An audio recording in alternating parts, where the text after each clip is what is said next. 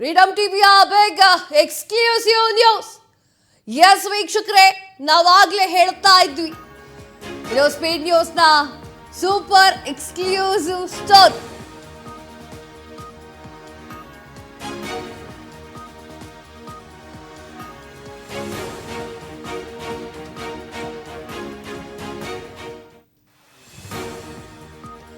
ಕರ್ನಾಟಕ ಸರ್ಕಾರದ ಮೇಲೆ ದಿಢೀರ್ ಆತಂಕ ಕವಿದಿದ್ದು ಯಾಕೆ? ಇದು speed news Kannada super exclusive story. Siddaramaiah ಸರ್ಕಾರದ ಮೇಲೆ ಕವಿದಿತ್ತ ಕಾರು ಮೋಡ. ಆಡಬಾರದ್ದು ಮಾತನಾಡಿ ಬುಡಕ್ಕೆ ತಂದುಕೊಂಡು ಬಿಟ್ರ ಸಿದ್ದು ಮಂತ್ರಿಗಳು. ಕರ್ನಾಟಕ ಸರ್ಕಾರದ ಮೇಲೆ ದಿಢೀರ್ ಆತಂಕ ಕವಿದಿದ್ಯಾಕೆ? ರಾಜ್ಯಪಾಲರ ಫೋನ್ ಟ್ಯಾಪಿಂಗ್ ಆಗಿದ್ದು ನಿಜಾನಾ? ಫೋನ್ ಟ್ಯಾಪಿಂಗ್ ದೃಢಪಟ್ಟರೆ ಸಿದ್ದು ಸರ್ಕಾರಕ್ಕೆ ಸಂಕಷ್ಟ. ವಿಧಾನಸಭೆಯಲ್ಲಿ ಮಂತ್ರಿಗಳು ಹೇಳಿರೋದ್ರಿಂದ ನುಣುಚಿಕೊಳ್ಳೋದು ಕಷ್ಟ ಆಗುತ್ತೆ. ವಿಚಾರ ಏನು ಗೊತ್ತಾ? ಗೆಹ್ಲೋಟ್ ಅವರ ರಿಪೋರ್ಟ್ ಅನ್ನ ಕೇಂದ್ರ ಸರ್ಕಾರ ತರಿಸುತ್ತಾ ಎನ್ನುವಂತಹ ಪ್ರಶ್ನೆ ಒಂದು ಕಡೆಗಾಗಿದೆ. ನಿನ್ನೆ ಸೆಷನ್ ನಲ್ಲಿ ಕುತ್ಕೊಂಡು ಸಾಕ್ಷಿಗಳನ್ನ ಆಧಾರಗಳನ್ನ ಇಟ್ಟುಕೊಂಡು ಇಟ್ಟುಕೊಳ್ಳದೆ ಮಾತಾಡಿದ್ರು ಗೊತ್ತೇ ಆಯ್ತಾ ಇಲ್ಲ. ರಾಜ್ಯಪಾಲರ ಫೋನ್ ಅನ್ನ ಟ್ಯಾಪಿಂಗ್ ಮಾಡಿದ್ದಾರಾ ಎನ್ನುವಂತಹ ಪ್ರಶ್ನೆ ಈಗ ಉದ್ಭವ ಆಗ್ತಾ ಇದೆ. ಯಾಕೆ ಆ ರೀತಿಯಾಗಿ ಆಗ್ತಾ ಇದೆ ಅಂತಂದ್ರೆ, ಎಚ್.ಕೆ. ಪಾಟೀಲ್ ಒಂದು ಮಾತು ಹೇಳ್ತಾರೆ, ರಾಜ್ಯಪಾಲರು ಸರಿಯಾಗಿ ಭಾಷಣವನ್ನ ಮಾಡೋದಿಲ್ಲ, ಭಾಷಣವನ್ನ ಮಾಡದೆ 34 ಸೆಕೆಂಡಿಗೆ ಆ ಕಡೆ ಹೋಗ್ತಾರೆ, ಆಚೆ ಕಡೆ ಹೋಗ್ತಾರೆ ಎನ್ನುವಂತಹ ಮಾತನಾಡ್ತಾರೆ. ಯಾರಿಂದ ಕಾಲ್ ಬಂದಿದೆ ಅನ್ನುವಂಥದ್ದು ನಮಗೆ ಗೊತ್ತಿದೆ, ಎಲ್ಲಿಂದ ಕಾಲ್ ಬಂದಿದೆ ಅಂತ ನಮಗೆ ಗೊತ್ತಿದೆ. ಕೇಂದ್ರದಿಂದ ಕಾಲ್ ಬಂದಿದೆ, ಅದಕ್ಕೆ ಇಲ್ಲಿಂದ ಹೊರಟು ಬಿಟ್ರು ಅವರು ಅಂತ ಹೇಳ್ತಾರೆ ಎಚ್.ಕೆ. ಪಾಟೀಲ್ ಅವ್ರ ಮಾತು. ಅಲ್ರಿ ಎಚ್.ಕೆ. ಪಾಟೀಲ್ ಅವರೇ, ನಿಮ್ಮಂತವ್ರ ಬಗ್ಗೆ ಮಾತನಾಡ್ತಾ ಇದ್ದೀರಾ? ಏನ್ ಕತೆ? ರಾಜ್ಯಪಾಲರವರು, ಅವ್ರಿಗೆ ಎಷ್ಟು ಮರ್ಯಾದೆ ಗೌರವಗಳಿರುತ್ತೆ ಅನ್ನೋದು ಗೊತ್ತಿದೆಯಲ್ವಾ? ಇದಕ್ಕೆ ಸಂಬಂಧಪಟ್ಟಂತೆ ಸುನಿಲ್ ಕುಮಾರ್ ಅವರು, ಬಿಜೆಪಿ ಅವರು ವಿರೋಧವನ್ನು ವ್ಯಕ್ತಪಡಿಸ್ತಾರೆ. ಅದಕ್ಕೆ ಈಗ ಹೀಟ್ ಜಾಸ್ತಿ ಆಗ್ತಾ ಇದೆ. ಈ ನ್ಯೂಸ್ಗೆ ವಿರೋಧ ವ್ಯಕ್ತಪಡಿಸಿ ಮಾತನಾಡಬೇಕಾದ್ರೆ ಪ್ರಿಯಾಂಕ್ ಖರ್ಗೆ ಅವರು ಒಂದು ಮಾತಾಡ್ತಾರೆ. ಕೇಶವ ಕೃಪಾದಿಂದ ಕಾಲ್ ಬಂದಿದ್ಯೋ? ಕೇಶವ ಕೃಪಾ ಅಂತಂದ್ರೆ RSS. ಕೇಶವ ಕೃಪಾದಿಂದ ಕಾಲ್ ಬಂದಿದ್ಯೋ ಆರ್ ಕೇಂದ್ರದಿಂದ ಕಾಲ್ ಬಂದಿದ್ಯೋ, ಗೃಹ ಸಚಿವಾಲಯದಿಂದ ಕಾಲ್ ಬಂದಿದ್ಯೋ, ಯಾರಿಗ್ ಗೊತ್ತು ಅಂತ ಹೇಳುತ್ತಾರೆ. ಇಲ್ಲಿ ನಾವು ಗಮನಿಸಬೇಕಾಗಿರುವಂಥದ್ದು ಏನು ಅಂತಂದ್ರೆ, ಸಿದ್ದು ಸರ್ಕಾರಕ್ಕೆ ಕಷ್ಟ ಸಂಕಷ್ಟಗಳು ಎದುರಾಗ್ತಾ ಇದೆ. ಸರ್ಕಾರ ಉಳಿಯುತ್ತಾ ಅನ್ನುವಂತಹ ಪ್ರಶ್ನೆಯೂ ಕೂಡ ಎದ್ದಿದೆ. ಯಾಕಂದ್ರೆ ನಿಮ್ಮಂಥವ್ರ ಮೇಲೆಲ್ಲ ಅವರು ಆಪಾದನೆ ಮಾಡಿರುವಂಥದ್ದು. ರಾಜ್ಯಪಾಲರ ಮೇಲೆ ಒಂದು ಕೆಲಸ ಅಥವಾ ಒಂದು ವಿಚಾರಗಳನ್ನ ಹೇಳಬೇಕು, ಒಂದು ಆರ್ಡರ್ ಪಾಸ್ ಮಾಡಬೇಕು ಅಂತಂದ್ರೆ ಅಲ್ಲಿ ಸೈನ್ ಯಾರ್ದು ಬೇಕು ಅಂದ್ಕೊಂಡ್ರೆ ಸಿದ್ದರಾಮಯ್ಯ ಅವ್ರದ್ದಲ್ಲ, ರಾಜ್ಯಪಾಲರ ಸೈನ್ ಬೇಕು. ರಾಜ್ಯಪಾಲರಿಗಿರುವಂತಹ ಗೌರವ 2 ಪಟ್ಟಿದೆ. ಆ ರೀತಿ ಇರೋದು ಬಿಟ್ಟುಬಿಟ್ಟು ಅವರೇನೋ ಅರ್ಜೆಂಟ್ ಕೆಲಸಕ್ಕೆ ಹೋಯ್ತಾ ಇದ್ದೀನಿ ಅಂತ ಹೇಳ್ತಾ ಇದ್ದಾರೆ. ಅವರು ಸ್ಟಾರ್ಟ್ ಮಾಡಿ ಅವ್ರ ಭಾಷಣದಿಂದನೇ ಸೆಷನ್ ಸ್ಟಾರ್ಟ್ ಆಗಬೇಕು, ಸೆಷನ್ ಸ್ಟಾರ್ಟ್ ಆಗಿದೆ. ಇದರ ಮಧ್ಯದಲ್ಲಿ ಅವಶ್ಯಕತೆ ಇತ್ತ ಅವರ ಮೇಲೆ ಈ ರೀತಿಯಾಗಿ ಹೇಳಿಕೆಯನ್ನು ನೀಡೋದು? ಎಸ್, ಓಕೆ, ಫೋನ್ ಟ್ಯಾಪಿಂಗ್ ನಡೆಸ್ತಾ ಇದ್ದೀರಾ?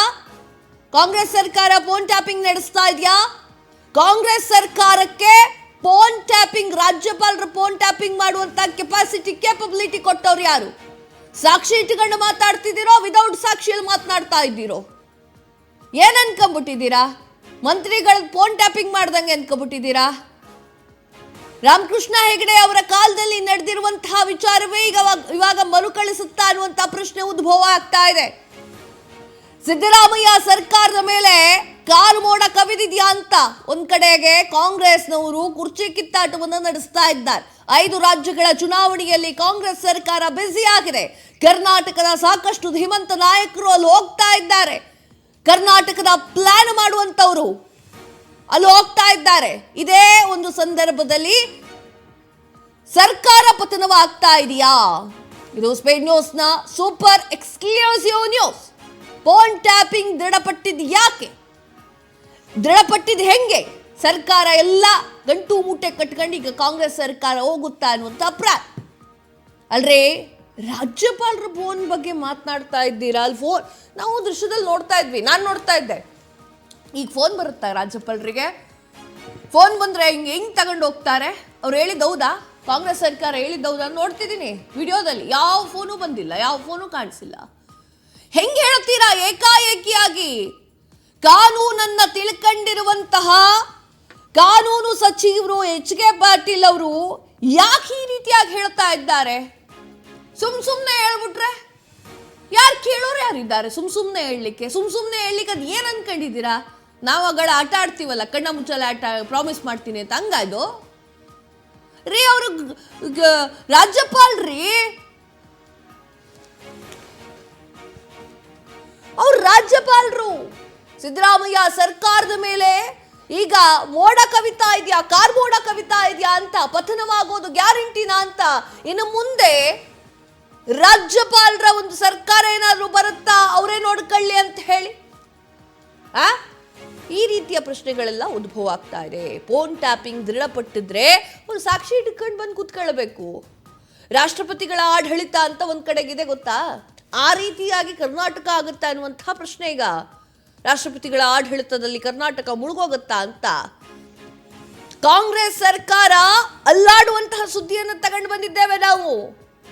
ಸ್ಪೇನ್ ನ್ಯೂಸ್ ಕನ್ನಡಕ್ಕೆ ಕಾನೂನು ಪಂಡಿತರಿಂದ ಅಭಿಪ್ರಾಯಗಳು ಬಂದಿದೆ. ಸಿದ್ದರಾಮಯ್ಯ ಸರ್ಕಾರದ ಮೇಲೆ ಮೋಡ ಕವಿತಾ ಇದೆ ಅಂತ ಹೇಳಿ. ಯಾವಾಗ ನೀವು ರಾಜ್ಯಪಾಲರನ್ನ ಉದ್ದೇಶಿಸಿ ಮಾತನಾಡ್ತೀರೋ ನಾಲಿಗೆಗೆ ಲಗಾಮ್ ಇರಬೇಕ್ರಿ. ನಾನು ಇಲ್ಲಿ ಬಿಜೆಪಿ ಪರವಾಗಿ ನಿಂತ್ಕೊಂಡು ಮಾತಾಡ್ತಾ ಇಲ್ಲ. ಬಿಜೆಪಿ ಅವರು ಕಾಂಗ್ರೆಸ್ನ ರಾಜ್ಯಪಾಲರು ಯಾರು ಇದ್ದಿದ್ರೆ, ಕಾಂಗ್ರೆಸ್ ಸರ್ಕಾರ ಇದ್ದಿದ್ರೆ, ಇವ್ರು ಹಿಂಗೆ ಹೇಳಿದಿದ್ರೆ ಅದನ್ನು ಧಿಕ್ಕರಿಸ್ತಿದ್ದೆ ನಾನು, ಅದನ್ನು ಧಿಕ್ಕರಿಸ್ತಿದ್ದೆ. ರಾಜ್ಯಪಾಲರು ಅಂತಂದ್ರೆ ಅವರಿಗೊಂದು ಮರ್ಯಾದೆ ಇರುತ್ತೆ. ಅವರು ಫೋನ್ ಟ್ಯಾಪಿಂಗ್ ಆಗ್ತಾ ಇದೆ ಅಂತಂದ್ರೆ ಹೇಗೆ ಹೇಳ್ತೀರಾ? ಅದನ್ನ ಯಾವ ಒಂದು ಬೇಸ್ಡಲ್ಲಿ ಹೇಳ್ತೀರಾ? ಹೇಗೆ ಹೇಳಲಿಕ್ಕೆ ಸಾಧ್ಯ?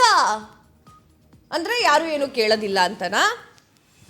ಕೇಂದ್ರದವ್ರು ಏನ್ ಮಾಡಿದ್ರು ನೋಡ್ಕಂತೀನಿ ಅನ್ನುವಂತಹ ಧೈರ್ಯನಾ? ಏನ್ ಕತೆ ಏನು? ಒಬ್ರು ಹೇಳ್ತಾರೆ, ನಿನ್ನೆ ಡಿಬೇಟ್ ಕುಂತ್ಕೊಂಡಿದ್ದೆ ನಾನು, ಅವಾಗ ಕಾಂಗ್ರೆಸ್ ಅವ್ರು ಯಾರೋ ಹೇಳ್ತಾ ಇದ್ರು. ಏನ್ ಹೇಳ್ತಾ ಇದ್ರು ಅಂತಂದ್ರೆ, ಸರಿಯಾಗಿ ಅವರು 34 ಸೆಕೆಂಡು ಕೂಡ ಕುತ್ಕೊಂಡಿಲ್ಲ ಅಂತ ಕಾಂಗ್ರೆಸ್ ಅವ್ರು ಹೇಳಿದ್ರೆ, ಬಿಜೆಪಿ ಅವರು ಯಾರೋ ಹೇಳ್ತಾ ಇದ್ರಪ್ಪ ಅಲ್ಲಿರುವಂತಹ ವಿಚಾರಗಳನ್ನ ಓದ್ಲಿಕ್ಕಾಗಿಲ್ಲ, ಆ ಒಂದು ಕಾರಣಕ್ಕಾಗಿ ಅವ್ರು ಎದ್ದೋದ್ರು ಅಂತ ಹೇಳಿ. ಅಲ್ಲ, ಅಂಗೀಕಾರ ಹಾಕ್ದವ್ರೆ ಇವರು, ರಾಜ್ಯಪಾಲರ ಅಂಗೀಕಾರನೇ ಬೇಕು. ಎದ್ದು ಹೋದ್ರು ಅಂದ್ರೆ ಇದ್ರ ಬಗ್ಗೆ ಮಾತನಾಡಲಿಕ್ಕೆ ರೇಣುಕಾ ಪ್ರತಿನಿಧಿ ದೂರವಾಣಿ ಸಂಪರ್ಕದಲ್ಲಿ ಲೈವ್ ನಲ್ಲಿ ಇದ್ದಾರೆ, ಜಾಯಿನ್ ಆಗ್ತಾ ಇದ್ದಾರೆ. ಎಸ್ ರೇಣುಕಾ, ಇಲ್ಲಿ ಏನಾಗ್ತಾ ಇದೆ ವಿಚಾರ ಅಂದ್ರೆ ಫೋನ್ ಟ್ಯಾಪಿಂಗ್ ವಿಚಾರ. ಫೋನ್ ಟ್ಯಾಪಿಂಗ್ ಆಗಿದೆಯಾ? ಆದ್ರೆ ಸಾಕ್ಷಿ ತೋರಿಸ್ಬೇಕಲ್ಲ. ರಾಜ್ಯಪಾಲರು ಅಂತ ಅಂದ್ರೆ ಏನ್ ಅನ್ಕೊಂಡ್ಬಿಟ್ಟಿದ್ದಾರೆ ಕಾಂಗ್ರೆಸ್ ಸರ್ಕಾರದವರು? ಸಂಬಂಧಪಟ್ಟಂತೆ ಸಾಕಷ್ಟು ಚರ್ಚೆಗಳು ಕೂಡ ಆಗ್ತಾ ಇರುವಂತದ್ದು. ಮಾಜಿ ಸಿಎಂ ಮತ್ತೆ ಕೇಂದ್ರ ಸಚಿವರಾದಂತಹ ಕುಮಾರಸ್ವಾಮಿ ಅವರು ಕೂಡ ಈ ಒಂದು ವಿಚಾರಕ್ಕೆ ಸಾಕಷ್ಟು ಬಾರಿ ಅನೇಕ ನಾಯಕರುಗಳ ಫೋನ್ ಕದ್ದಾಲಿಕೆ ಆಗ್ತಾ ಇದೆ ಅಂತಕ್ಕಂಥ ಆರೋಪವನ್ನು ಕೂಡ ಮಾಡಿರುವಂತದ್ದು. ಮೊನ್ನೆಯಿಂದ ಆರಂಭವಾದಂತಹ ಜಂಟಿ ಅಧಿವೇಶನದ ಸಂದರ್ಭದಲ್ಲಿ ರಾಜ್ಯಪಾಲರ ನಡೆ ಏನು ಸಾಕಷ್ಟು ವಿವಾದಕ್ಕೂ ಕೂಡ ಕಾರಣವಾಯಿತು. ಈ ಒಂದು ವಿಚಾರಕ್ಕೆ ಸಂಬಂಧಪಟ್ಟಂತೆ ನಿನ್ನೆ ಗಗನದಲ್ಲಿ ಕಾನೂನು ಸಚಿವರಾದಂತಹ ಎಚ್.ಕೆ. ಪಾಟೀಲ್ ಅವರು ಮತ್ತೆ ಪ್ರಿಯಾಂಕ್ ಖರ್ಗೆ ಅವರು ಕೂಡ ರಾಜ್ಯಪಾಲರ ಮೇಲೆ ಒಂದು ಗಂಭೀರವಾದಂತಹ ಆರೋಪವನ್ನು ಕೂಡ ಮಾಡ್ತಾರೆ. ರಾಜ್ಯಪಾಲರಿಗೆ ಕೇಂದ್ರ ಸರ್ಕಾರದಿಂದ ಮತ್ತೆ ಕೇಶವ ಕೃಪದಿಂದ ಈ ರೀತಿಯಾದಂತಹ ಇನ್ಸ್ಟ್ರಕ್ಷನ್ಸ್ ಕೂಡ ಬರ್ತಾ ಇದ್ದಾರೆ. ಹಾಗಾಗಿ ಅವರ ನಡೆ ಬೇರೆ ರೀತಿಯಾಗಿ ಇದೆ ಅಂತಕ್ಕಂಥ ಒಂದು ಮಾತುಗಳನ್ನು ಕೂಡ ಅವರು ಸದನದಲ್ಲೇ ಈ ಒಂದು ಹೇಳಿಕೆಗಳನ್ನು ಕೂಡ ಕೊಡ್ತಾರೆ. ಇದರಿಂದ ಕೇಳಿದಂತಹ ಬಿಜೆಪಿಯ ನಾಯಕರುಗಳು ಕೂಡ ಈಗಾಗಲೇ ಸರ್ಕಾರದ ವಿರುದ್ಧ ಸಾಕಷ್ಟು ಆಕ್ರೋಶವನ್ನು ಕೂಡ ವ್ಯಕ್ತಪಡಿಸ್ತಾ ಇರುವಂತದ್ದು. ಹಾಗಾದ್ರೆ ರಾಜ್ಯಪಾಲರಿಗೆ ಯಾರೆಲ್ಲ ಕಾಲ್ ಮಾಡ್ತಾ ಇದ್ದಾರೆ, ಎಷ್ಟೆಷ್ಟು ಮಾತಾಡ್ತಾ ಇದ್ದಾರೆ, ಯಾವೆಲ್ಲ ವಿಚಾರಗಳನ್ನು ಮಾತಾಡ್ತಾ ಇದ್ದಾರೆ ಅಂತಕ್ಕಂಥ ವಿಚಾರವನ್ನು ನಿಮ್ಗೆ ಹೇಗ್ ಗೊತ್ತಾಯ್ತು? ಅಂದ್ರೆ ಸರ್ಕಾರ ರಾಜ್ಯಪಾಲರ ಒಂದು ಫೋನ್ ಟ್ಯಾಪಿಂಗ್ ಗೆ ಮುಂದಾಗಿದ್ಯಾ? ಈ ರೀತಿಯಾದಂತಹ ವರ್ತನೆ ಮಾಡೋದ್ರಿಂದ ರಾಜ್ಯಪಾಲರ ವಿಷಯದಲ್ಲಿ ಏನೆಲ್ಲ ಚರ್ಚೆಗಳು ಆಗ್ತಾ ಇದೆ ಅಂತಕ್ಕಂಥ ವಿಷಯಗಳು ನಿಮ್ಗೆ ಗೊತ್ತಾಗ್ತಾ ಇದೆಯಾ? ಈ ಒಂದು ಪ್ರಕರಣವನ್ನು ಕೂಡ ಸ್ಪಷ್ಟನೆ ಪಡಿಸಬೇಕು. ಜೊತೆಗೆ ಇದನ್ನು ಉನ್ನತ ತನಿಖೆಗೂ ಕೂಡ ನೀವು ಶಿಫಾರಸ್ ಮಾಡಬೇಕು ಅಂತಕ್ಕಂಥ ಆಗ್ರಹವನ್ನು ಕೂಡ ನಿನ್ನೆ ಸದನದಲ್ಲಿ ಕೂಡ ಮಾಡಿದ್ರು. ಇದೇ ಒಂದು ವಿಚಾರ ನಿನ್ನೆ ಸಾಕಷ್ಟು ಪ್ರತಿಭಟನೆಗೂ ಕೂಡ ಕಾರಣವಾಯಿತು ಸದನದಲ್ಲಿ. ಅದಾದ ನಂತರ ಪ್ರಮುಖವಾಗಿ ಇಂತಹ ಘಟನೆಗಳು ಅಂದ್ರೆ ಸರ್ವೇ ಸಾಮಾನ್ಯವಾಗಿ ಒಬ್ಬ ರಾಜಕಾರಣಿ ಅಥವಾ ಬೇರೆ ಯಾರೇ ಒಬ್ಬ ಸೆಲೆಬ್ರಿಟಿಗಳ ಒಂದು ಫೋನ್ ಟ್ಯಾಪಿಂಗ್ ಮಾಡಿದ್ರೆ ಅದು ಬೇರೆ ವಿಚಾರ ಆಗಿರುತ್ತೆ.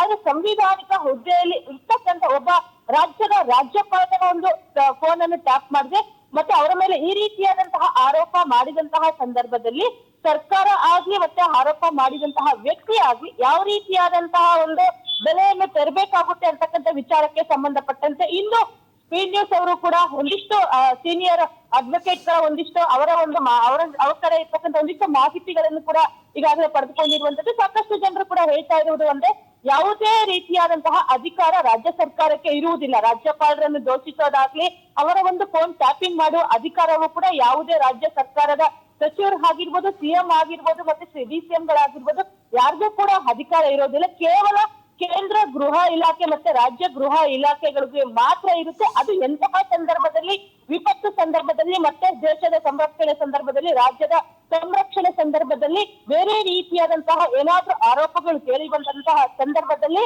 ಮಾತ್ರ ಕೇಂದ್ರ ಗೃಹ ಇಲಾಖೆ ಇರ್ಬೋದು, ರಾಜ್ಯ ಗೃಹ ಇಲಾಖೆಯ ಚೀಫ್ ಕಾರ್ಯದರ್ಶಿಗಳು ಕೂಡ ಈ ಒಂದು ಆದೇಶವನ್ನು ಕೂಡ ಮಾಡುವ ಸಾಧ್ಯತೆಗಳು ಕೂಡ ಇರುವಂತದ್ದು. ಅದನ್ನು ಹೊರತುಪಡಿಸಿದ್ರೆ ಯಾವ ಸಿಎಂಗೂ ಇರುವುದಿಲ್ಲ, ಯಾವ ಸಚಿವರಿಗೂ ಕೂಡ ಒಬ್ಬ ರಾಜ್ಯಪಾಲರ ಫೋನ್ ಟ್ಯಾಪಿಂಗ್ ಮಾಡುವಂತಹ ಅಧಿಕಾರ ಯಾರಿಗೂ ಇರೋದಿಲ್ಲ. ಇನ್ ಕೇಸ್ ಈ ಒಂದು ರಾಜ್ಯಪಾಲರ ಫೋನ್ ಟ್ಯಾಪಿಂಗ್ ಆಗಿದ್ದೇ ನಿಜ ಆಗಿದ್ರೆ, ಸರ್ಕಾರವೇ ಈ ಒಂದು ಕೆಲಸಕ್ಕೆ ಮುಂದಾಗಿದ್ದೇ ನಿಜ ಆದ್ರೆ ಅಂತವರ ವಿರುದ್ಧವೂ ಕೂಡ ನೇರವಾಗಿ ಕೇಂದ್ರ ಗೃಹ ಇಲಾಖೆಯವರು ಕೂಡ ಕ್ರಮವನ್ನು ಕೂಡ ಜರುಗಿಸಬಹುದು. ಸರ್ಕಾರಕ್ಕೆ ಶೋಕಾಸ್ ನೋಟಿಸ್ ಅನ್ನು ಕೂಡ ಕೊಡಬಹುದು. ರಾಜ್ಯಪಾಲರು ಕೂಡ ಈ ಒಂದು ಪ್ರಕರಣವನ್ನು ಗಂಭೀರವಾಗಿ ತೆಗೆದುಕೊಂಡು ಅವ್ರಿಗೂ ಕೂಡ ದೂರನ್ನು ಸಲ್ಲಿಸಬಹುದು ಅಂತ ಅವರು ಕೂಡ ನೇರವಾಗಿ ರಾಷ್ಟ್ರಪತಿಗಳಿಗೆ ಈ ಒಂದು ವಿಚಾರಕ್ಕೆ ಸಂಬಂಧಪಟ್ಟಂತ ಮಾಹಿತಿಯನ್ನು ಕೂಡ ಕೊಡಬಹುದು. ಪತ್ರ ಬರೆದು ಅವರು ಕೂಡ ದೂರು ಸಲ್ಲಿಸಬಹುದು. ರಾಜ್ಯಪಾಲರ ದೂರಿನ ಅನ್ವಯದ ಪ್ರಕಾರ ರಾಷ್ಟ್ರಪತಿಗಳು ಕೂಡ ಕ್ರಮವನ್ನು ತೆಗೆದುಕೊಳ್ಳುವ ಎಲ್ಲಾ ಸಾಧ್ಯತೆಗಳು ಕೂಡ ಇರುತ್ತೆ. ಅಗತ್ಯ ಬಿದ್ದರೆ ರಾಜ್ಯದಲ್ಲಿ ಈ ಒಂದು ಫೋನ್ ಟ್ಯಾಪಿಂಗ್ ವಿಷಯ ಸಾಬೀತಾದ್ರೆ ರಾಜ್ಯ ಸರ್ಕಾರವನ್ನು ಕೂಡ ತೆಗೆದು ಹಾಕಿ ರಾಷ್ಟ್ರಪತಿಯ ಆಳ್ವಿಕೆಯನ್ನು ಕೂಡ ಅವರು ಆಡಳಿತಕ್ಕೆ ಆದೇಶ ಮಾಡುವ ಅಧಿಕಾರವೂ ಕೂಡ ರಾಷ್ಟ್ರಪತಿಗಳಿಗೆ ಇರುತ್ತೆ ಕಾವ್ಯ. ಹಾಗಾಗಿ ಈ ಒಂದು ವಿಚಾರಕ್ಕೆ ಸಂಬಂಧಪಟ್ಟಂತೆ ನಿನ್ನೆ ಏನು ಸಚಿವರು ಈ ಒಂದು ಹೇಳಿಕೆಗಳನ್ನು ಕೂಡ ಸದ್ಯ ಈಗ ಕೊಡ್ತಾ ಇರುವಂತದ್ದು. ಈ ಒಂದು ಹೇಳಿಕೆ ಸದ್ಯ ಕರ್ನಾಟಕ ರಾಜ್ಯ ರಾಜಕಾರಣದಲ್ಲಿ ಸಾಕಷ್ಟು ಸಂಚಲನವನ್ನೇ ಮೂಡಿಸಿದೆ ಅಂತ ಹೇಳ್ಬೋದು. ಈಗಾಗಲೇ ಬಿಜೆಪಿಯವರು ಕೂಡ ಈ ಒಂದು ಪ್ರಕರಣ ವಿಷಯಕ್ಕೆ ಸಂಬಂಧಪಟ್ಟಂತೆ ಸಾಕಷ್ಟು ಪಟ್ಟುಗಳನ್ನು ಕೂಡ ಹಿಡಿದು ಕೂತಿರುವಂತದ್ದು. ಈ ಒಂದು ವಿಚಾರ ತನಿಖೆ ಆಗ್ಲೇಬೇಕು. ಫೋನ್ ಟ್ಯಾಪಿಂಗ್ ಆಗಿದ್ಯಾ ಇಲ್ವಾ, ಸಚಿವರಿಗೆ ಮಾಹಿತಿ ಹೇಗ್ ಸಿಕ್ತು ಅನ್ನೋದ್ರ ಬಗ್ಗೆ ಕೂಡ ತನಿಖೆ ಆಗ್ಬೇಕು ಅಂತ ಹೇಳಿ ನಿನ್ನೆಯಿಂದಲೂ ಕೂಡ ಸದನದಲ್ಲಿ ಸಾಕಷ್ಟು ಪ್ರತಿಭಟನೆಗಳನ್ನು ಕೂಡ ಮಾಡ್ತಾ ಇದ್ದಾರೆ. ಸರ್ಕಾರದ ವಿರುದ್ಧ ಸಾಕಷ್ಟು ಆಕ್ರೋಶಗಳನ್ನು ಕೂಡ ಹೊರ ಹಾಕ್ತಾ ಇರುವಂತದ್ದು ಕಾವ್ಯ. ಎಸ್ ರೇಣುಕಾ, ತಮ್ಮೆಲ್ಲ ಮಾಹಿತಿಗಾಗಿ ಧನ್ಯವಾದಗಳು.